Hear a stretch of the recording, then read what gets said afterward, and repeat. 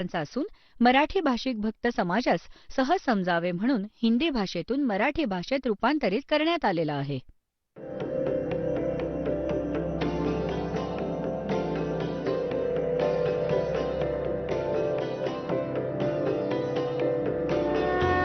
और ज्ञान सब ज्ञानडी कबीर ज्ञान सो ज्ञान और जैसे घोड़ा तोब का करता चले मैदान. जगद्गुरु तत्वदर्शी संत रामपालजी महाराजांचे अमृत वचन सर्व पवित्र धर्मांच्या व पवित्र शास्त्रांच्या आधारावर. इथेच आहे 16वा श्लोक. हे अर्जुन, ब्रह्मलोक पर्यंत सर्व लोक पुनरावर्तीमध्ये आहेत. हा स्टार लावून त्यांनी ते विश्लेषण पण केले आहे. अर्थात ज्यांना प्राप्त होऊन मागे परत संसारात यायला लागेल, जिथे जाऊन पण परत संसारात यायला लागेल असे पुनरावर्ती म्हणतात. याला पुनरावर्ती, याचे विश्लेषण केलं, पुनरावर्तीचा अर्थ स्पष्ट केला यांनी. तर याने सिद्ध झालं की ब्रह्मलोकात गेलेले प्राणी पण परत येतात. ओम नामाचा जप करणारे आगे गए ना बावड़े रहते भी सब जाही, बिन साहेब की बंदगी कहीं छोड़ ठिकाना नहीं. आता 8व्या अध्यायाचा 5 आणि 7 आणि 8, 9, 10 मंत्र कन्सेप्ट क्लिअर करेल बघा. 8व्या अध्यायाचा आता आपण हा 5वा श्लोक वाचूयात. गीता ज्ञानदाता सांगतो, जो पुरुष, जो साधक शेवटच्या काळात पण माझे स्मरण करत शरीराचा त्याग करून जातो, तो माझ्या साक्षात स्वरूपाला प्राप्त होतो नाही. तो मदभावम याती, माझ्यावाल्या भावाला प्राप्त होतो, माझ्यावर आसक्त होतो. आणि यात कोणता संशय नाहीये. 6व्यात हे सांगितलंय की जो अंतसमयी ज्या पण कोणत्या भावामध्ये भावित राहतो, अंतसमयी त्यालाच प्राप्त करतो मृत्यूनंतर.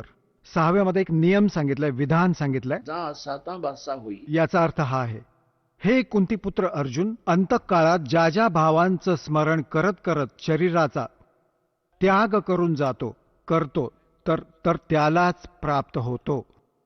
सदा त्याच तद्भावम भावितः, त्याच भावाने भावित राहतो, म्हणजे त्यावर आसक्त राहतो, त्यातच भावना बनून राहते. याचा अर्थ हा आहे. पुढे सांगितलंय, म्हणून 7व्यात सांगितलंय, म्हणून सर्व समयी निरंतर माझं स्मरण कर आणि युद्ध पण कर. अर्पण केलेल्या मनबुद्धीने युक्त होऊन निस्संदेह मलाच प्राप्त होशील. आता यामध्ये काय म्हटलंय की एक नियम आहे, अंतसमयी कोणत्याही ज्यावर आसक्त, ज्यामध्ये आशा ठेवत शरीर सोडून जातो, अंत त्यानंतर त्याच्याकडेच पोहोचतो. आता सांगतो की तू मला प्राप्त करायचं तर माझ्यामध्ये मनवाला हो, माझीच साधना कर. युद्ध पण करावं लागेल, इथे तर युद्ध करावं लागेल माझ्या शरणात राहशील तर.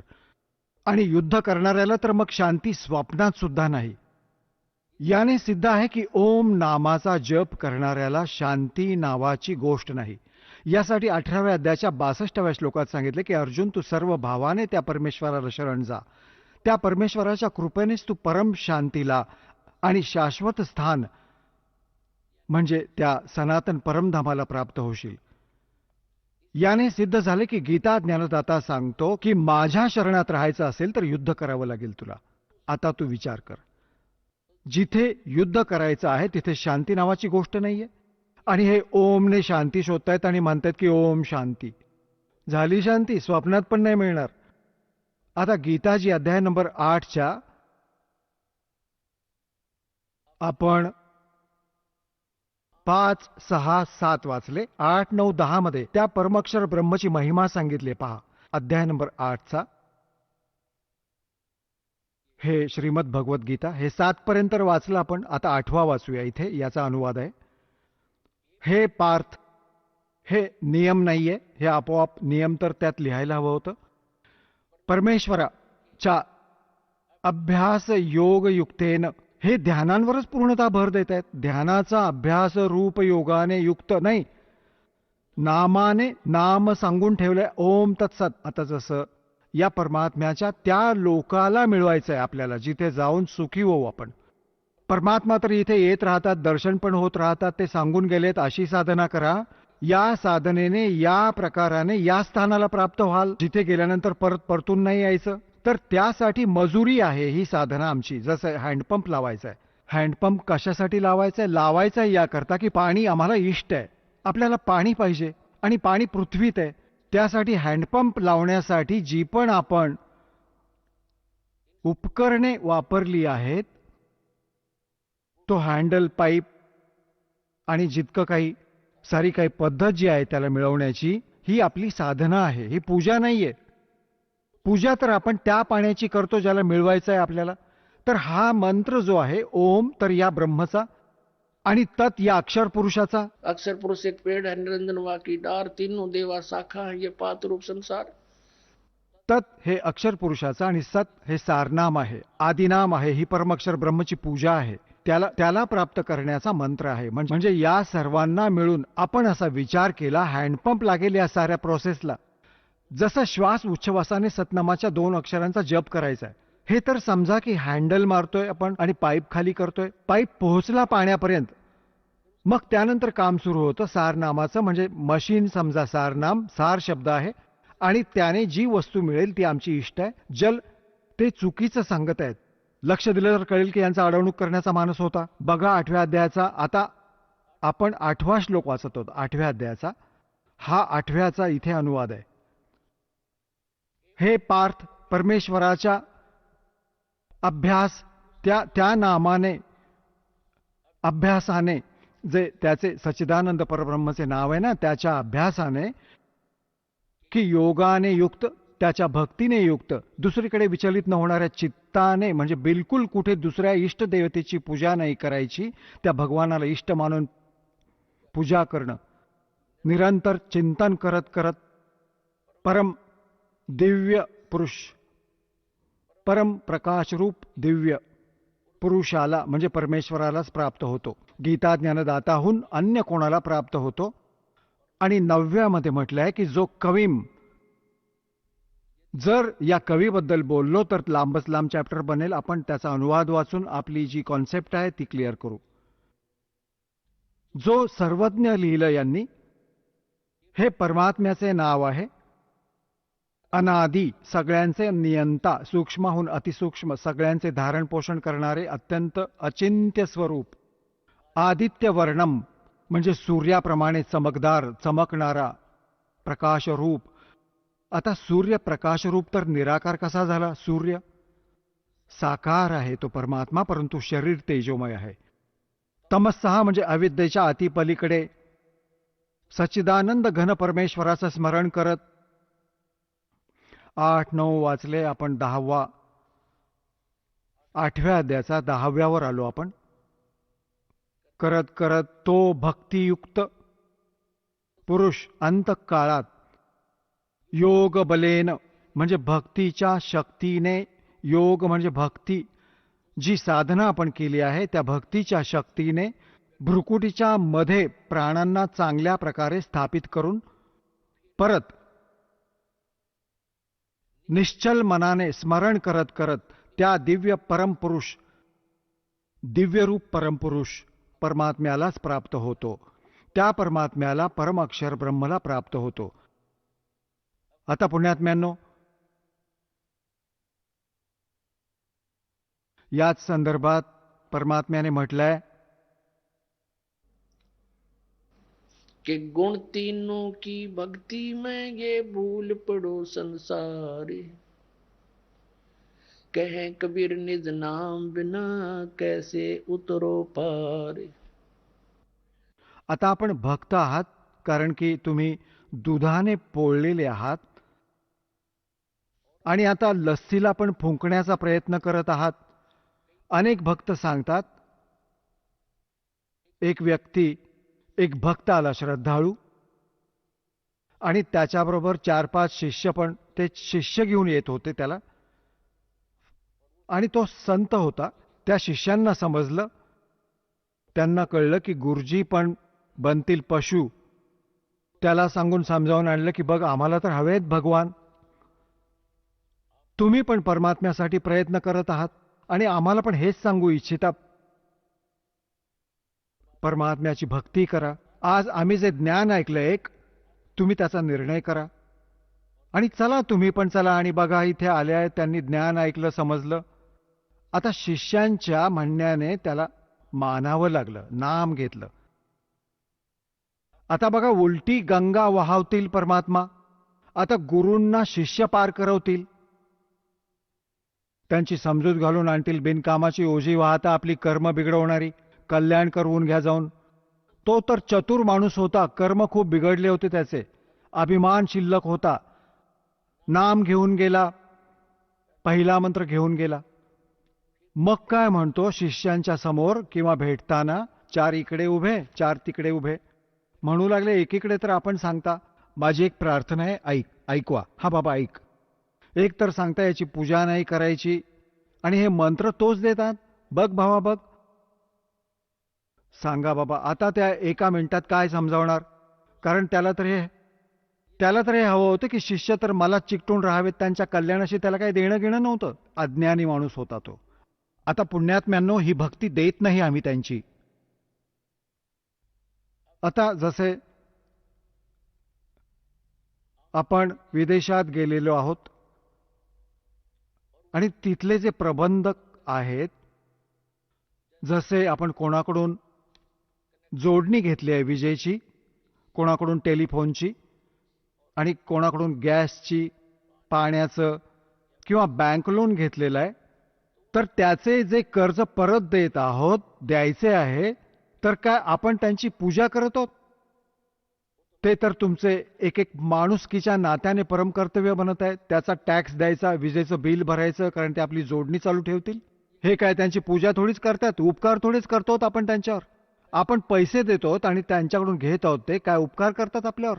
तर इतकी समज राहिली, अभिमान सुटत नाही प्राण्याचा. तर हा मुद्दा स्पष्ट करू पाहतोय दास की आपण यांची पूजा नाही करत. आपण पूजा तर कबीर परमात्म्याची करतो, सतलोकात जाण्याची करतो. त्यासाठी ज्या ज्या क्रिया आपल्याला करायच्या आहेत त्या क्रिया करत आहोत आपण. आता यांची मजुरी करत आहोत, साधना करत आहोत, पूजा नाही करत आहोत आपण. आता कसे करत आहोत? पहिले तर हा मुद्दा स्पष्ट करूया कि तीन देव की जो करते भक्ति उनकी कदे ना होवे मुक्ती. आता ही तर आहे खरी साधना. असे केल्याने लाभ होईल, गीता ज्ञानदाता सांगतो. आणि जे या तिन्ही देवतांपर्यंतची पूजा करतात, 7व्या अध्यायाच्या 12 पासून आणि 15 पर्यंत, रजगुण ब्रह्मा, सत्वगुण विष्णू, तमगुण शिवजी यांची जे साधना करतात, यांना इष्ट मानून जे पूजतात, त्यांच्यासाठी सांगितलंय. जे यांना फायनल गॉड मानतात, कंप्लीट गॉड, त्यांच्यासाठी सांगितलंय की ते मुक्ती प्राप्त नाही करू शकत, मोक्ष प्राप्ती नाही होऊ शकत त्यांना. या 7व्या अध्यायात निर्णायक ज्ञान दिलंय. आणि हे सांगितले गीता ज्ञानदात्याने की अर्जुन, आता असं ज्ञान सांगीन जे जाणल्यानंतर परत काहीच शिल्लक जाणण्याचे नाही राहणार. आणि बिलकुल खरे सांगितलंय. बघा, हा 7वा अध्याय, याचा दुसरा मंत्र बघा. मी तुझ्यासाठी या विज्ञान सहित तत्वज्ञानाला पूर्णपणे सांगीन, ज्याला जाणून संसारात परत अजून काही पण जाणण्यायोग्य शिल्लक नाही राहणार. झालं पूर्ण. आपण याला जरा थोडक्यात वाचूया. 7व्या अध्यायाचा आपण 12 पासून सुरू करू. 7व्या अध्यायाचा आपण 12 पासून सुरू करूया. हा 12वा श्लोक. आणि अजूनही जे सद्गुणांपासून उत्पन्न होणारे भाव आहेत, रजोगुणाने तसेच तमोगुणाने उत्पन्न होणारे भाव आहेत, त्या सगळ्यांना माझ्याकडूनच होणारे आहेत असे जाण, परंतु वास्तवामध्ये त्यांच्यात मी व माझ्यात ते नाहीत. आता हे एवढ्यातच सिद्ध झालं तुम्हाला की रजगुण ब्रह्मा आहेत, सद्गुण विष्णू, तमगुण शिवजी. तर या तिन्ही गुणांनी काय होतं? रजगुण ब्रह्माच्या तबावाने, याच्या प्रभावाने, रजगुणाच्या प्रभावाने आपण संतान उत्पत्ती करतो. इथल्या थाट बाटाची आमच्यात एक जबरदस्त प्रेरणा बनते, ही रजोगुणाच्या प्रभावानेच बनते. आणि मग स्थिती सत्वगुण प्रभावाने एकमेकांमध्ये ममता मोहाने फसतो, जबरदस्त अडकून जातो. आणि तमोगुणाचा तर तुम्हाला माहीतच आहे, क्रोधित होणं भगवान शंकराचे यांच्या तमोगुणाने आहे. तर काय सांगितलंय, या तिन्ही गुणांनी जे काही होत आहे, स्थिती, सृष्टी, स्थिती आणि संहार, यांचे निमित्त मूळ कारण तर मी आहे. परंतु मी यांच्यात नाही, ते माझ्यात नाहीत. कारण हा यांच्यापासून वेगळा राहतो, आपल्या मुलांपासून पण गुप्त राहतो. हे काळाचे पुत्र आहेत, रजगुण ब्रह्मा, सत्वगुण विष्णू, तमगुण शिवजी. तर हा काय सांगत आहे, पुढे बघा. 7व्या अध्यायाचा 13वा श्लोक वाचू, 12वा आपण वाचला. गुणांच्या कार्यरूपाने सात्विक, राजस, तामस या 3 प्रकारच्या भावांनी संपूर्ण संसार आणि प्राणी समुदाय मोहित होत आहे. या तिन्ही गुणांच्या पलीकडे मज अविनाशाला नाही जाणत. आता याला कसं म्हणत आहे की या तिन्ही गुणांचे रजगुण ब्रह्मा, सद्गुण विष्णू, तमगुण शिवजी मध्येच अडकली आहे यांची बुद्धी. यांच्याही वर ब्रह्म मला पण नाही ओळखत, यांच्यापेक्षा अधिक लाभ मी देऊ शकतो. पुढे बघा 14व्यात काय केले. अध्याय नंबर 7च्या श्लोक नंबर आपण 14ला वाचत आहोत. कारण हे अलौकिक अति अद्भुत त्रिगुणमयी माझी माया, रजगुण ब्रह्मा, सद्गुण विष्णू, तमगुण शिवजी यांच्याकडून पसरलेले जाळे खूप बिकट आहे, म्हणजे खूप खतरनाक आहे. परंतु जो पुरुष केवळ मलाच निरंतर भजतो तो या मायेचे उल्लंघन करून जातो. अर्थात याच्या वर उठतात जे ब्रह्मसाधना करतात. आता 15व्यात सांगितलंय, या मायेच्या द्वारा ज्यांचे ज्ञान हरवून गेले आहे, रजगुण ब्रह्मा, सद्गुण विष्णू, तमगुण शिवजी पर्यंतच मर्यादित आहेत, तमगुण शिवजी पर्यंतच मर्यादित आहे. यांनाच इष्ट मानून पूजतात, यांच्या पुढे कोणाचे ऐकण्यास तयार नाहीत आणि इतर कोणाचे म्हणणे नाही ऐकत. हे बघा, ते असुर स्वभावाला, राक्षस स्वभावाला धारण केलेल्या मनुष्यांमध्ये नीच, दूषित कर्म करणारे मूर्ख मूढ लोक मला नाही भजत. आणि आपल्याबद्दल सांगतो, माझी भक्ती पण या 4 प्रकाराने करतात. चतुर्विद्या भजन्ते माम जना सुकृतेना अर्जुन, आर्त जिज्ञासु अर्थार्थी ज्ञानीच भरतो. गीता ज्ञानदात्याने स्पष्ट केलं, मला सोडून अन्य देवतांची, रजगुण ब्रह्मा, सत्वगुण विष्णू, तमगुण शिवजी यांची जे पूजा करतात आणि कोणाची त्यांची तिथपर्यंत त्यांची बुद्धी हरली आहे, त्यांच्या पुढे काही ऐकतच नाहीत. जसे हे आचार्य शंकराचार्य, हे जितके पण पवित्र हिंदू धर्माचे गुरु, धर्मगुरू आहेत, हे ब्रह्मा विष्णू महेश, हे विष्णूजी, शंकरजी आणि श्रीकृष्णावर आपल्या बुद्धीला मर्यादित केलं. आपण त्यापुढे कोणाचं ऐकायला तयार नाहीत, कापून मरू एकमेकांबरोबर. पण सांगतात, राक्षस स्वभावाला धारण केलेल्या मनुष्यांमध्ये नीच, दूषित कर्म करणारे मूर्ख हे माझी भक्ती पण नाही करत. आता यांना या 4 संज्ञा दिल्या आहेत श्लोकात. राक्षस स्वभावाला धारण केलेल्या मनुष्यात नीच, दूषित कर्म करणारे मूर्ख. आता थोडेसे प्रमाण देतो. जसे हिरण्यकश्यपूने रजगुण ब्रह्माची पूजा केली होती, आपल्या पुत्राचा शत्रू झाला, हळदीची गाठ मिळवून वाणी झाला आणि सगळ्यांना सांगितलं माझी भक्ती करा.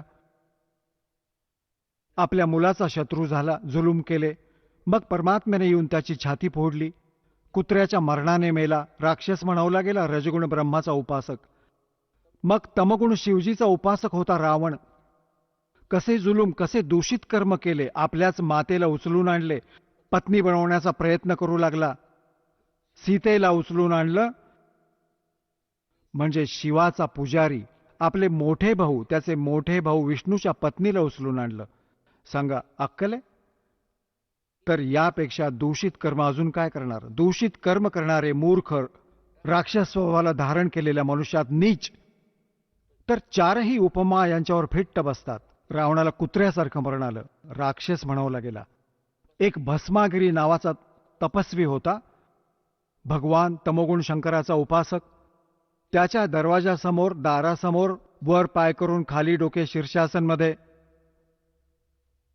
तपस्या चालू केली, हठयोग.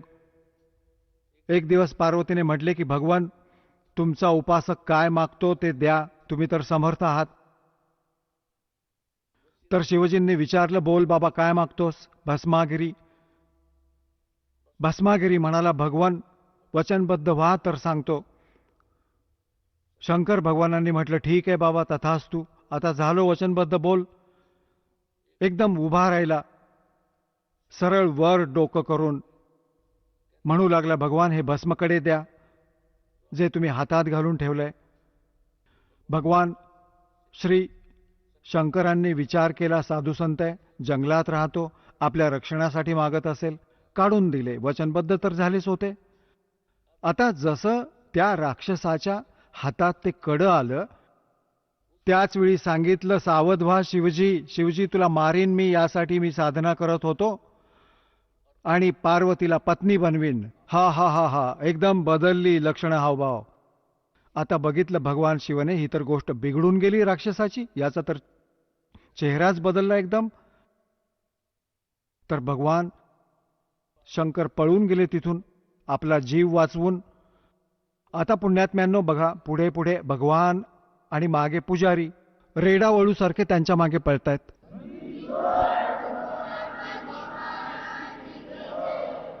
आणि हे आजपर्यंत आम्हाला मूर्ख बनवत आहेत हे संत.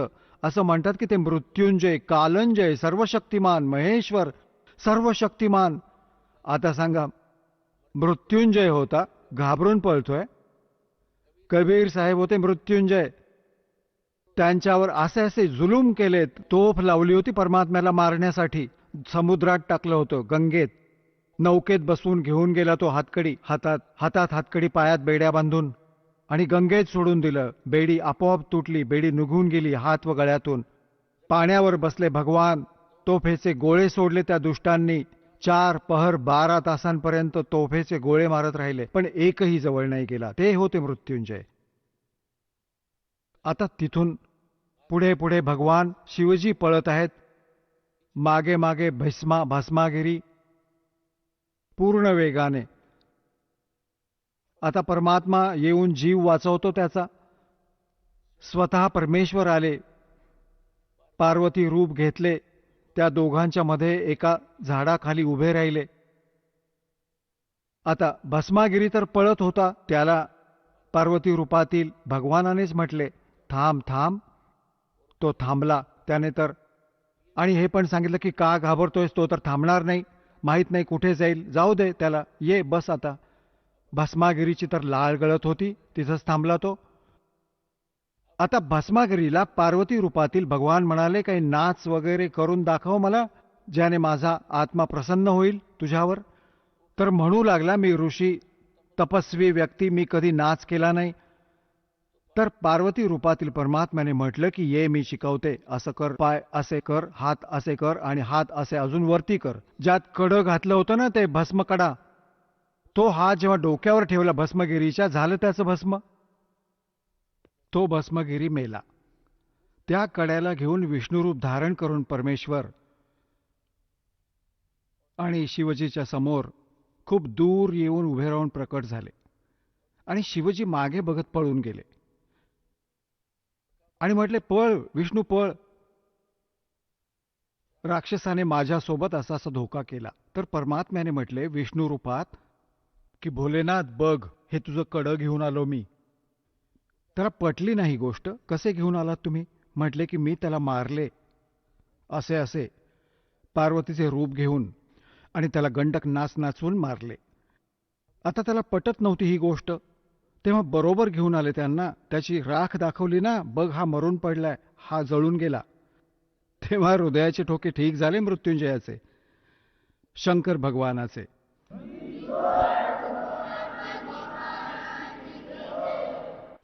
आता पुण्यात्म्यांनो, यापेक्षा अजून दुष्ट कोण असेल जो आपल्या आईवरच वाईट नजर ठेवतो आणि भगवान शंकराला अंतर्यामी म्हणतात? हे नाही समजू शकत राक्षस काय विचार घेऊन बसलाय. आणि दिलेकडे उचलून, अरे त्याला 2 जोडे मारा, पळवून लावायचं तिथून. जर अंतर्यामी असता तर समजला असता अगोदरच, हा काय बकवास विचार करत बसलाय आणि आम्हाला याची पूजा करायला लावली, सगळं जीवन बर्बाद केलं आमचं.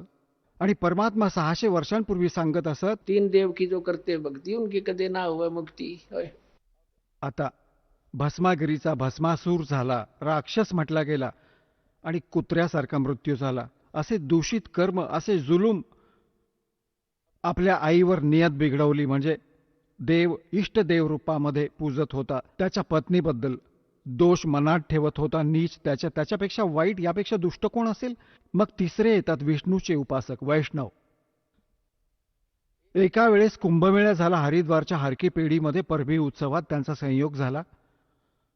तर इथे गिरी, पुरी, नागा, नाथ, संन्यासी, वैष्णव हे आपापल्या गटात एकत्र होतात. नागांचा वेगळा गट, संन्यासींचा वेगळा, वैष्णवांचा वेगळा, नाथांचा वेगळा, कानफाडे नाथांचा वेगळा. हे नागा तर आहेत भगवान तमगुण शिवचे उपासक, आणि वैष्णव साधू आहेत ते भगवान सद्गुण विष्णूचे उपासक. यांची एक वेळ निर्धारित असते, तास अर्ध्या तासांची जितकीही असेल, त्यामध्ये ज्याने अंघोळ केली त्याने केली असे मानतात, त्याचे कल्याण झाले. आता गेले होते कल्याण करवून घ्यायला, मग काय झाले त्यांचे तिथे? आता स्नान करायची जी वेळ आली, मुहूर्ताची वेळ होणार होती कुंभमेळ्याची, तर सगळे आपापल्या गटात चालू लागतात. नागा वेगळे, वैष्णव वेगळे, नाथ वेगळे, संन्यासी भिन्न, आपापल्या गटात चालू लागतात. तर सगळ्यात पहिल्यांदा नागा पोहोचले, बिलकुल नग्न राहतात, आणि ते हरकी पेढीवर सगळीकडे उभे राहिले न्हाण्याची पोझिशन घेऊन. मागून वैष्णव साधू आले, सद्गुण विष्णूजीचे उपासक. त्या वैष्णवांना म्हटले की नागाव, पहिल्यांदा आम्ही स्नान करणार आणि आम्ही सर्वश्रेष्ठ आहोत, तुम्ही नंतर आंघोळ करा. आता नागा म्हणाले, नाही, आम्ही सर्वश्रेष्ठ आहोत, त्यागी आणि बैरागी आहोत, आम्ही इच्छारहित असतो, आम्ही वस्त्रही धारण नाही करत, आम्ही बिलकुल निर्लेप आहोत. तर विष्णूचे उपासक वैष्णव साधू सांगू लागले, माथे फिरेंनो, तुम्ही तर शौचाचे हातही धुवत नाही, राख लावून फिरता आणि गाढवासारखे लोळता. आज तुम्ही प्रथम स्नान करणारे झालात, पहिल्यांदा आम्ही स्नान करणार, तुम्ही बाहेर या. आता हे वचन ऐकून आता ते तमोगुणाचे पुजारी भडकले आणि पकडल्या त्यांच्या डोक्यावरच्या जटा, पकडून पकडून ते त्यांची हे त्यांची मारामारी, बुक्काबुक्की, नखाने बोचकारले, तोंडाने चावणे, मग तलवार काढली, कट्यारी मारल्या एकमेकांना, सुरेच्या सुरे खुपसले. 25,000 हे त्रिगुण उपासक हे कापल्याने मेले तिथे हर पेढीला, हर की पेढीला. गंगेचे पाणी लाल बनवले, शव त्यांच्यामध्ये मृतदेह एक वाहू लागले वेगळे. तर या विषयात सूक्ष्म वेदामध्ये परमात्म्याने सांगितले, तीर तुपक तलवार कटारी जमदड़ जोर बदावे है, हर पैड़ी हर हेत न जाण्या वाजा तेग चलावे है, काटे शीस नहीं दल करुणा ये जग में साध कवावे है, जो जन इनके दर्शन को जावे उनको भी नरक पठावे है. आता काय सांगतात की तीर, कटारी, तलवार खुपसली एकमेकात, आणि हे तीर तीर तुपक तलवार कटारी नके जम धड़ जोर बधावे है, म्हणजे किती जोशाने युद्ध केलं. आणि हर पैड़ी हर हेत नि जाण्या वाजा करद चलावे है. भगवान हर, हर की पेढी म्हणतात. भगवानाचे प्रेम पण नाही आणि आपसात कापून मेले तिथे. काटे शीस नहीं दल करुणा ये जग में साध कवावे है. यांच्यात इतकी दया नाही, राक्षसांपेक्षा वाईट आहेत. काटे शीस नहीं दल करुणा ये जग में साध कवावे है, और जो जन इनके दर्शन को जावे. यांनी अशा व्यक्तींकडे जे जातात त्यांना हाच पाठ शिकवतील, कापायचा आणि मारायचा, तर त्यांना पण नरकात पाठवतात. तर पुण्यात्म्यांनो, परमात्मा 600 वर्षांपूर्वी म्हणत होते, गुण तीनों की भक्ति में ये भूल पड़ो संसार, कहे कबीर निज नाम बिना कैसे उतरो पार. तीन देव की जो करते भक्ति उनकी कदे न होवे मुक्ति. आता पुण्यात्म्यांनो, परमात्मा हे सांगत होते की त्यांनी हे नाही म्हटलं की हे आपले ब्रह्मा विष्णू महेश तुमचे शत्रू नाही सांगितले, हे आपले भाऊ बहीण आहेत आणि काळाच्या जाळ्यात फसलेले चांगले आत्मे आहेत. त्यांना बनवले इथले चौधरी. त्यांचा मृत्यू झाला की त्यांना गाढव बनवून सोडून देईल व नवीन तयार करेल आपल्यातून. हा तर आमचा दुरुपयोग करत आहे आणि दुर्भाग्य आहे त्या देवतांचे, ब्रह्म विष्णू महेश यांचे, जे आज स्वर्गात बसले आहेत. त्यांच्या हातून हा प्राईम टाइम निघून गेला जो आज तुम्हाला प्राप्त होत आहे. ही वेळ आहे ती.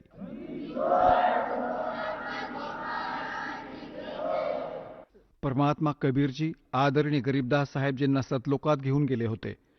तिथे सर्व स्थितीशी परिचित करून, ब्रह्मा विष्णू महेश यांच्या स्थितीशी परिचित करून परत सोडून दिले. त्यानंतर त्यांनी सांगितले होते, तीनों देवा कमल दल बसे, ये ब्रह्मा विष्णु महेश, प्रथम इनकी वंदना फिर सुन सतगुरु उपदेश. त्यांनी म्हटले होते की ब्रह्मा विष्णू हे तिन्ही देव कमल दलात राहतात, आपल्या कमळांमध्ये, या चक्रांमध्ये आत राहतात. और प्रथम इनकी वंदना, हे मंत्र जे करतात आम्ही त्यांची साधना करतो. और फिर सुन सतगुरु उपदेश, सद्गुरूंच्या ज्ञानाला ऐका आणि त्याचा पूर्ण कंप्लीट कोर्स घ्या, तेव्हाच ही गोष्ट बनेल. आता ब्रह्मा विष्णू महेश आपले कोणी शत्रू नाही आहेत. कोणी म्हणतात की तुमचे गुरुजी तर ब्रह्मा विष्णू महेशांची भक्ती सोडवतात. ब्रह्मा विष्णू महेशला आपण सोडू शकतो का? आपण कोणी बालक आहोत? आता जसे ऊर्ध्व मूलम अधशाखम, वर मूळवाला, खाली तिन्ही गुणरूपी शाखावाला, उलटा लटकलेला संसाररूपी वृक्ष आहे. आता यात काय आहे? वरती मूळवाला पूर्ण परमात्मा, खाली तिन्ही गुणरूपी संसाररूपी वृक्षाच्या शाखा आहेत. तर काय कोणी शाखांना कापेल?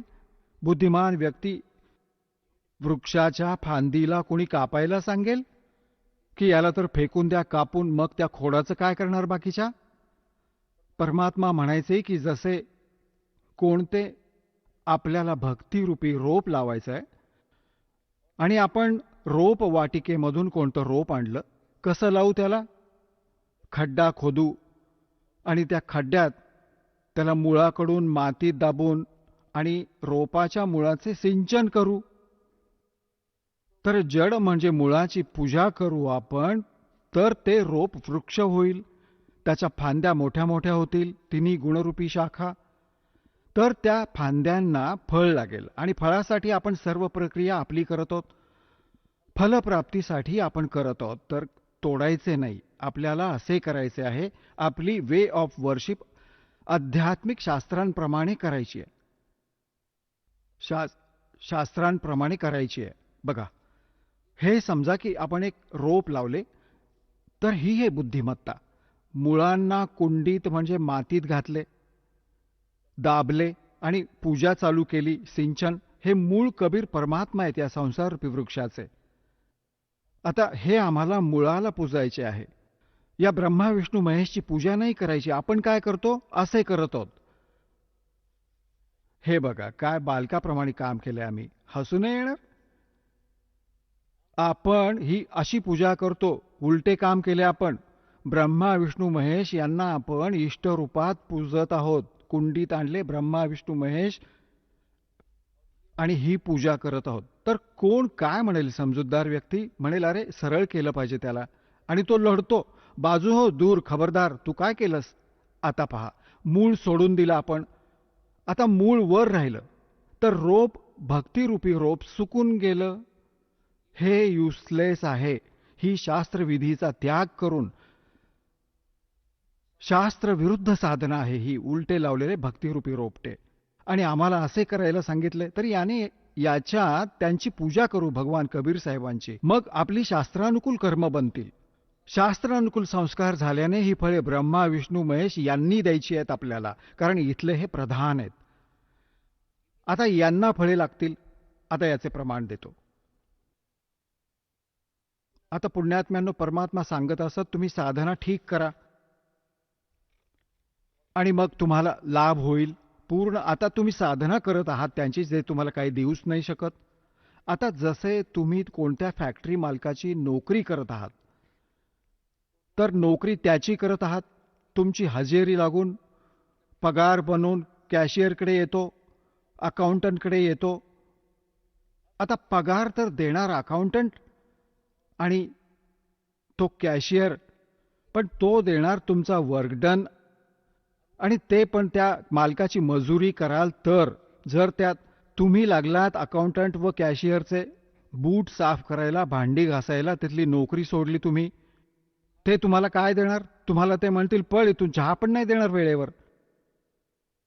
तर या प्रकारे आपल्याला पूजा तर करायची आहे, मजुरी तर करायची आहे, अष्टरूपात पूजा करायची आहे परमपित्याची, कबीर साहेबांची, आणि त्याने बनतील आपले शास्त्रानुकूल जेवढे काही शुभ संस्कार आणि देतील हेच इथेच, जोपर्यंत तुम्ही इथे राहाल. तर इथले हे प्रधान आहेत, यांनी आपल्याला वर्क डन देणं आहे. जसे कर्म कराल तसे फळ देईल भगवान, हे शेवटचे विधान होते. तर हे भगवान तर वर्क डन देऊ शकतात, यात भर नाही घालू शकत. आणि फॅक्टरी मालकाला वाटलं तर काही देणार भेट म्हणून. म्हणजे परमात्मा आपले मालक आहेत, मालक तर काही पण देऊ शकतो. आता थोडे अजून दाखवतो, तर मुद्दा याला जोडलेला आहे. गीतेच्या अध्याय नंबर 3च्या, ही श्रीमद भगवद्गीता अध्याय नंबर 3च्या तुम्हाला दाखवतो श्लोक 10 पासून 15. हे बघा, श्रीमद भगवद्गीता अध्याय नंबर 3च्या आणि श्लोक नंबर 10. प्रजापती ब्रह्माने कल्पाच्या सुरुवातीला यज्ञासहित प्रजेला रचून सांगितले होते की तुम्ही लोक या यज्ञाद्वारे, यज्ञ म्हणजे धार्मिक अनुष्ठान, शास्त्रानुकूल वृद्धीला प्राप्त व्हाल. हा यज्ञ तुम्हा लोकांना इच्छित भोग प्रदान करणारा होऊ दे. 11व्यात सांगितलंय यज्ञाद्वारे, यज्ञाद्वारे देवतांना उन्नत करा आणि ते देवता तुम्हाला उन्नत करतील. अशा प्रकारे निस्वार्थ भावाने एकमेकांना उन्नत करत तुम्ही लोक कल्याणाला प्राप्त व्हाल. 12व्यात परत सांगितलंय यज्ञाद्वारे वाढवलेले देवता. सांगा, देवतांना काय पकडून वाढवणार का ओढून वाढवणार त्यांना? आता हा विधी सांगून ठेवलाय की शास्त्रानुकूल साधना केल्याने, मुळाची पूजा करण्याने ह्या तिन्ही देवतारूपी शाखा वाढतील, मोठ्या होतील, मग त्या फळ देतील. बघा, यज्ञाद्वारे, शास्त्रानुकूल साधनेद्वारे वाढवलेले म्हणजे वाढलेले देवता, या तिन्ही शाखा तुम्हा लोकांना न मागताही इच्छित भोग निश्चित देत राहतील. त्या देवतांना दिलेल्या भोगांना जो पुरुष त्यांना न देता स्वतः भोगतो तो चोर आहे. आता काय सिद्ध झालं की जसे आपण मुळाची पूजा करू, मुळाची म्हणजे मुळाची पूजा केल्याने फांदी मोठी होईल. हे देवता वाढले, हे मोठे होऊन फळांनी बहरतील. या फांद्या न मागता देतील आपोआप, कारण मुळाची पूजा करत आहोत आपण, तर आपोआप यांच्या अखत्यारीतली गोष्ट नाही, यांना द्यायलाच लागेल फळ आम्हाला. पुढे पहा. आणि जे परत म्हणतात धर्मदान नाही करत, ते तर चोर आहेत. तो परत स्वतः भोगतो, ना कोणाला देतो, म्हणजे काहीही दान न करता, तर तो चोर आहे. 13व्यात सांगितलंय यज्ञातील उरलेल्या अन्नाला खाणारे श्रेष्ठ पुरुष सर्व पापातून मुक्त होतात. आणि जे पापी लोक आपल्या शरीर पोषणासाठी हे अन्न बनवतात, ते तर पापच खातात. आता हे सांगायचा भावार्थ हा आहे. आता पुण्यात्म्यांनो, इथे या सतलोक आश्रम बरवाला, जिल्हा हिसार, हरियाणात, पूर्ण विश्वात एकच स्थान आहे जिथे शास्त्रानुकूल साधना होते.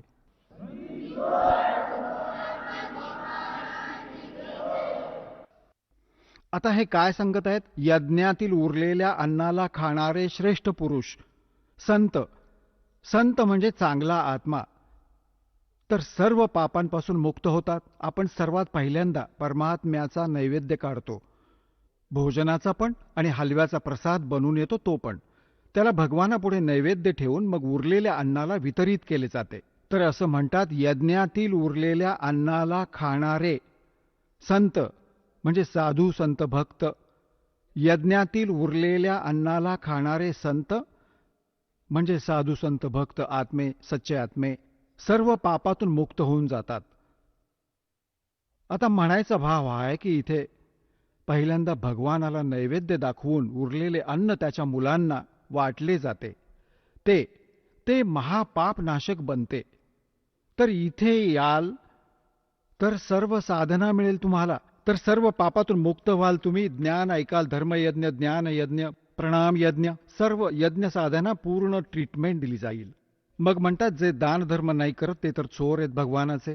जिन हर की चोरी करी और गए राम गुण भूले, ते बिदना बागुल किए वो फिर झूले उल्टी झूल.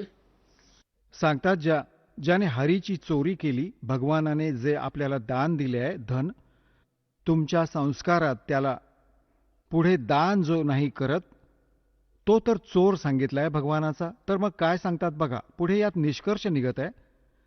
तिसऱ्या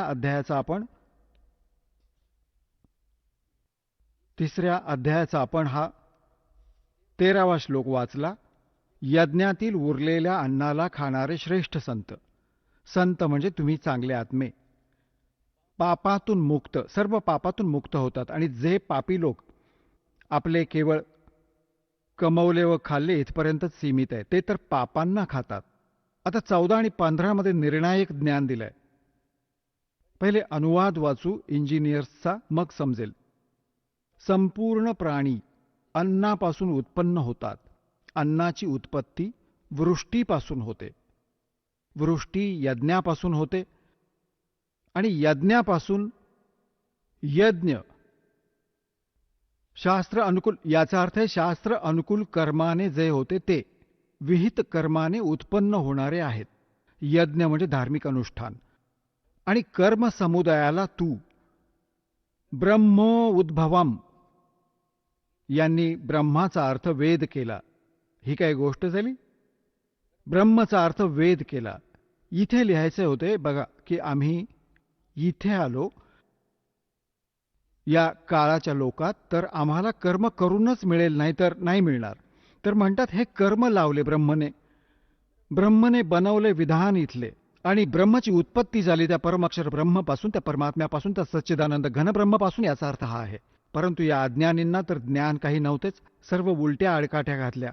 हे बघा, कर्म समुदायाला तू वेदातून उत्पन्न नाही, ब्रह्मपासून उत्पन्न झालेल्या व ब्रह्म अक्षरम उद्भवम अविनाशी परमात्म्यापासून, इथे ब्रह्म लिहायचं होतं, ब्रह्म हा काळ, अविनाशी परमात्म्यापासून उत्पन्न झालाय जाण. याने सिद्ध होतं की सर्वगतम ब्रह्म, सर्वगतम म्हणजे सर्वव्यापी परमात्मा सगळ्यांचा मालक आहे, सदाही यज्ञात प्रतिष्ठित आहे, त्याला त्या इष्ट रूपात पूज्य आहे, तोच प्रतिष्ठित आहे सर्व यज्ञात, त्याला इष्ट मानून पूजा केली पाहिजे. याचा निष्कर्ष हा निघाला. आता आपण त्या परमात्म्याला इष्ट मानून पूजा करू तर आपली शास्त्र अनुकूल साधना होईल. आणि यात म्हटलं की सर्व जी शास्त्र अनुकूल साधना करण्याने आपले शुभ संस्कार बनतील, हे भक्तिरूपी रोप वाढेल, ब्रह्मा विष्णू महेशकडे आपले संस्कार जातील, आणि हे न मागता आपल्याला देतील, तुम्हाला न मागता देतील. जशी फळे लागून बहरलेल्या फांद्या तुम्ही पण खा, नातेवाईक पण घेऊन जातील, आणि शेजारी पण तोडून नेतील, तरी पण संपणार नाहीत. तर अशा प्रकारचा आपला हा पूर्ण भक्ती कर्म पूर्ण होतो. तर आम्ही आपल्याला सगळ्यात पहिल्यांदा परमात्म्याने सांगितलंय कि तीनों देवा इन कमल दलों में बसे, ये ब्रह्मा विष्णु महेश, और प्रथम इनकी वंदना, और फिर सुन सतगुरु उपदेश. तर आपण यांची पूजा नाही करत आहोत. आपण कोणाचं भाडं देत आहोत, जसे आपण टॅक्स भरतो विजेचा, आपण बिल भरतो याचे, टेलिफोनचे, ती पूजा थोडी करतो. ते तर आपण त्यांना देत आहोत, तर ते आपली सुविधा चालू ठेवतात, नाही दिले तर जोडणी कापून टाकतील. तर आपण शास्त्र अनुकूल साधना पूर्ण कोर्स न करता आपापली डफळी वाजवत आहोत, या ज्या कारणाने आपण परमात्म्यापासून मिळणारी साधने त्यापासून वंचित होऊन आपण नास्तिक होत जात होतो. आता परमात्म्याने दया केली आपल्यावर आणि या दासाला बनवला तो तत्वदर्शी संत, आणि जे ज्ञान परमात्म्याने 600 वर्षांपूर्वी लपवलं होतं त्या खजिन्याची या दासाला किल्ली दिली. आता दासाने उघडल्या त्याच्या मुलांच्या समोर. आता खा आणि खर्च करा, चला सतलोकात.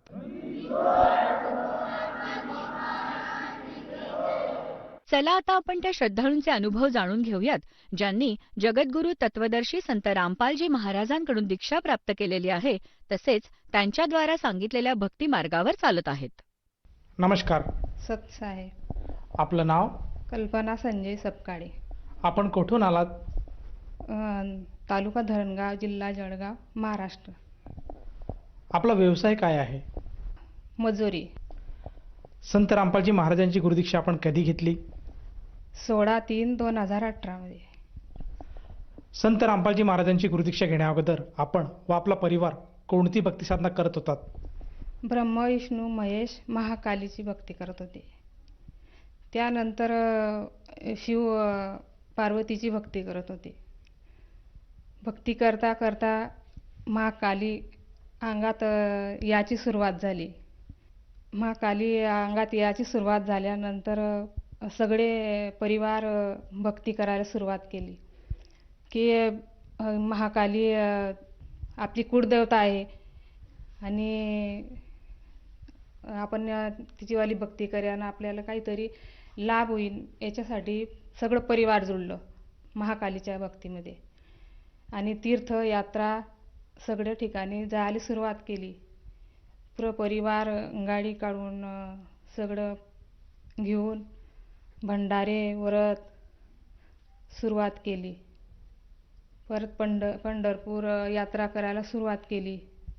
एकादशी व्रत, मंगळवार, सोमवार हे सुद्धा करायला सुरुवात केली. दसऱ्यामध्ये नवरात्राचे उपवास करायला सुरुवात केली. देवी अंगणात बसाडायला सुरुवात केली आम्ही. इथलं सुद्धा करून हानी व्हायला सुरुवात झाली तर परिवार सांगायला लागलं की बुवा आपण महाकालीची भक्ती करताय आणि हानी का होतीये बुवा, याचं कारण शोधायला मी दुसऱ्याकडे जायला लागले. दुसऱ्याकडे गेले. तांत्रिकांनी सांगितलं की नाही, ही अपुरी पडली, त्या भक्ती अपुरी पडली, त्याच्यामुळे तुम्हाला हानी होतीये. आम्ही शुद्ध करून देऊ आणि जेल टाकल्यावर तुम्ही हानी होणार नाही बा तुमच्या घरात, हे सांगायला सुरुवात केली. मग आम्ही त्यांच्याकडे जायला सुरुवात केली. तांत्रिकांनी सांगितले की बुवा हे करायसाठी 30,000 रुपये खर्च लागेल. आम्ही हो सांगितलं की नाही, खर्च देऊन जर हानी बंद होत असली तर खर्च द्यायला आम्ही तयार आहे. त्यांनी हो सांगितलं. तीर्थवर गेले, आंघोळ केली. परत तसं हानी व्हायला सुरुवात झाली. परत दुसऱ्याकडे गेले. दुसऱ्याने बी तेच सांगितलं की एवढा खर्च लागेल, ही हानी आम्ही बंद करून देऊ, तुम्ही आमच्या चरणामध्ये राहा. मग आम्ही हो सांगितलं की आम्ही तुमच्या चरणाशी राहू, पण ही हानी बंद झाली पाहिजे. त्यांनी हो सांगितलं. हो सांगल्यावर बी दीड महिना टाईम घेतला, पण हानी बंद नाही झाली. त्याच्यामुळे आम्ही परत दुसरीकडे गेले तर त्यांनी सांगितलं की बुवा 20,000 रुपये लागतील. त्यांना मी 20,000 दिले आणि 8 दिवस 2-2 कोंबड्याची मागणी केली. आम्ही ते सुद्धा सांगितले की आम्ही कुठून बी आणून तुम्हाला देऊ. माझा मोठा मुलगा आहे, 2 रोज एक दिवसाचे 2 कोंबडे त्याला द्यायला सुरुवात केली. कोंबडे घेऊन जायचा आणि घरी कापून खाऊन घ्यायचा आणि आम्हाला सांगायचा की नाही, तुमचीवाली विधी चालू केली मी. मग आम्ही त्याच्यावर विश्वास ठेवला तर जास्त हानी व्हायला सुरुवात झाली. हानी करत माझा लहान मुलगा आहे, त्याला अल्सराचा प्रॉब्लेम सुरू झाला. परत दवाखाने, मग एवढं करून सुद्धा दवाखान्यात सुरुवात झाली. जळगावला ॲडमिट केला. जळगावला सांगितलं की बुवा तुम्हाला याला मुंबईला घेऊन जावं लागेल. आम्ही मुंबईला नेलं. मुंबईला सांगितलं की बुवा याला अल्सराचा प्रॉब्लेम आहे, त्याच्या पोटात मशिनरी टाकली, तपासणी झाली आणि ह्यो प्रॉब्लेम जर गोळ्यांना बंद नाही झाला तर याचं ऑपरेशन करावं लागेल. परत आम्ही 1,00,000 रुपये खर्च देऊन घरी आणला आणि माझी मोठी बहीण आहे बाहेरगावला, तर ते सत्संग बघत होती, परमात्माचं सत्संग बघत होती. ते सांगायला लागली की बा तुम्हाला एवढी हानी होते तर तुम्ही सत्संग बघा बुवा 8 दिवस.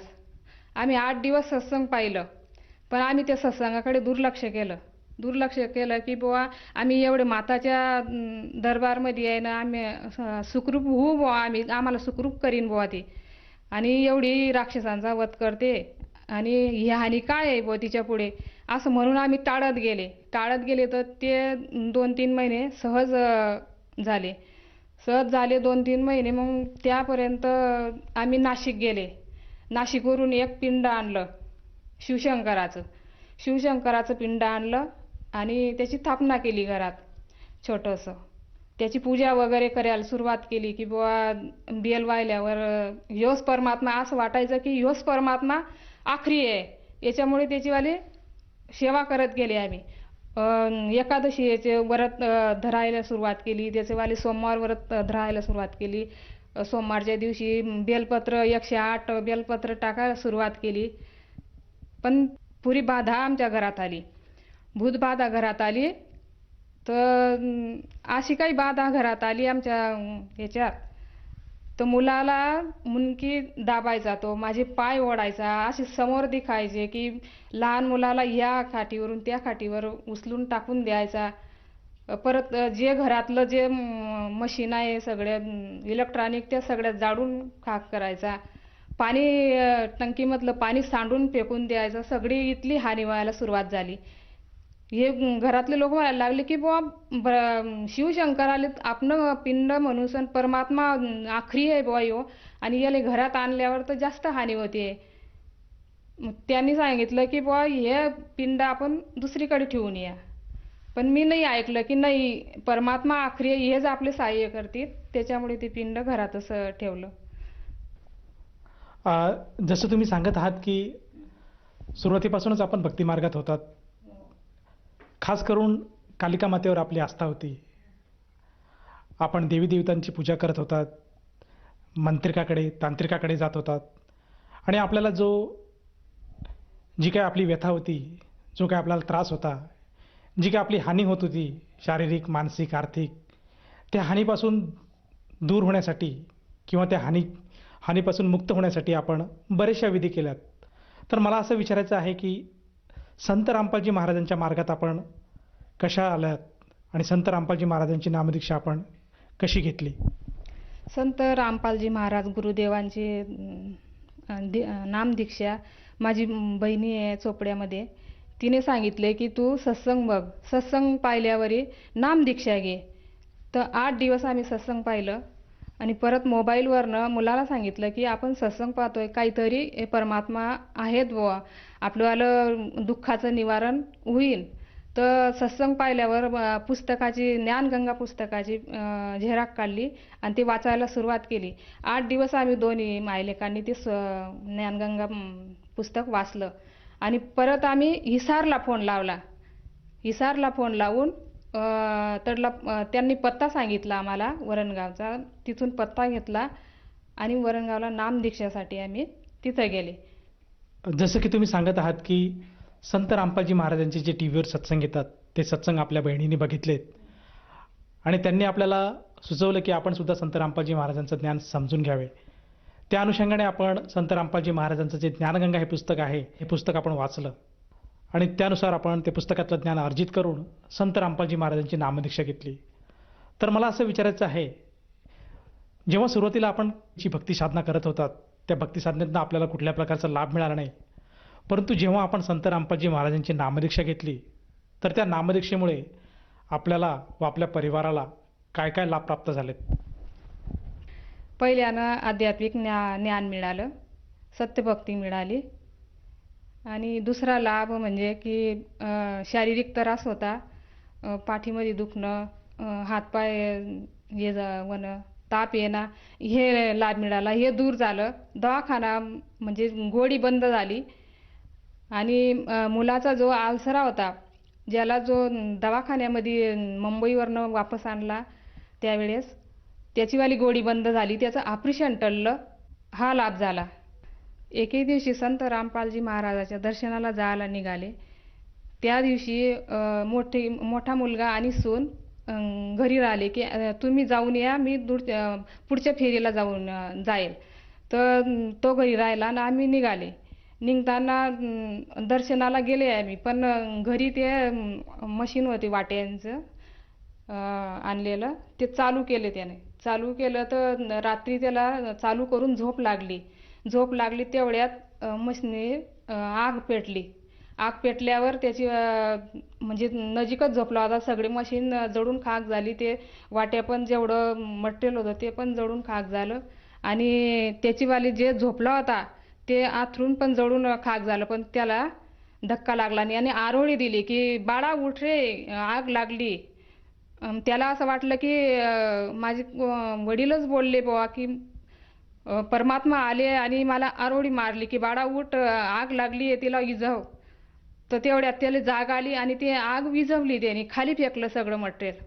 आणि सकाळी फोन आला आम्हाला की बुवा आई घरात आग लागली म्हणून. सर तर म्हटलं नुकसान झालं का? तर नाही म्हणे, नुकसान तर काहीच झालं नाही, मला एक चटकासुद्धा लागला आणि नजीकच झोपला होता, पण माझी सगळं आथरून जळलं गेलं, पण मला चटका लागला नाही.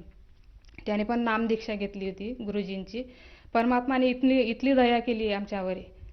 आणि दुसरा लाभ म्हणजे एक अशी झोपली होती खाली झोपली. रात्री स्वप्नात अशी येम आले मागून डोक्यासमोर आले आणि असं वाटलं मला की बुवा आता हे काहीतरी नेतीलच, मला ठेवणार नाहीत. असं घाबरून गेली मी की पहिले जे मंत्र दिले होते तेच मंत्राची आठवण आली. ते म्हणत ते हटले नाही. परत पायांजवळ आले तर पाय धरताच मी परमात्माचं नाव घेतलं की परमात्मा मी आता तुझ्याजवळ येते. तेवढ्यात परमात्माचे मंत्र चालू झाले आणि ते नभेदा झाले तिथून पायांजवळून. जसं तुम्ही सांगत आहात की संत रामपालजी महाराजांची जी सद्भक्ती स्वीकारल्यानंतर आपल्याला व आपल्या परिवाराला बरेचसे लाभ प्राप्त झालेत. तर या अनुषंगाने जे इतर साधक आज आपल्याला बघत आहेत त्यांना आपण काय संदेश द्याल?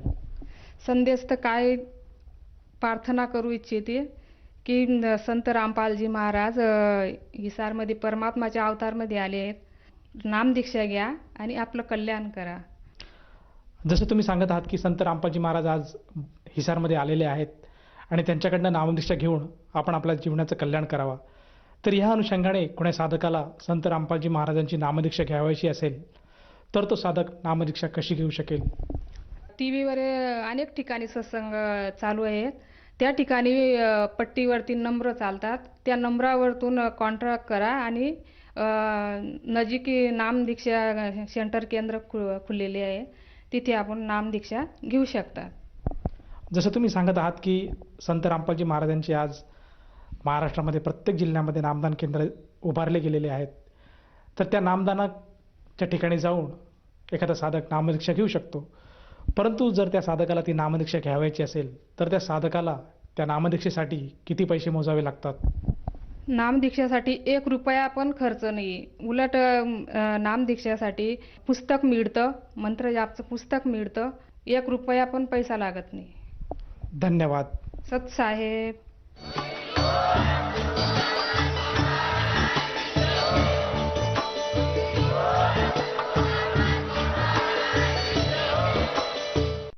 आपण ऐकत होता जगद्गुरु तत्वदर्शी संत रामपालजी महाराजांचे मंगल प्रवचन. निःशुल्क नामदीक्षा प्राप्त करण्यासाठी आणि अधिक माहितीसाठी संपर्क करा 7030303951 7030303952. आमची वेबसाईट आहे www.jagadgururampalji.org. सर्व पवित्र धर्मांच्या व पवित्र शास्त्रांवर आधारित प्रमाणित अनमोल पुस्तक ज्ञानगंगा किंवा जगण्याचा मार्ग यापैकी कोणतेही एक पुस्तक निःशुल्क मागवण्यासाठी आम्हाला आपले पूर्ण नाव, पूर्ण पत्ता, पिनकोड सहित आणि फोन नंबर लिहून 7030303951 7030303952 नंबरवर SMS करू शकता. किंवा आम्हाला 7030303950 नंबरवर व्हॉट्सअप देखील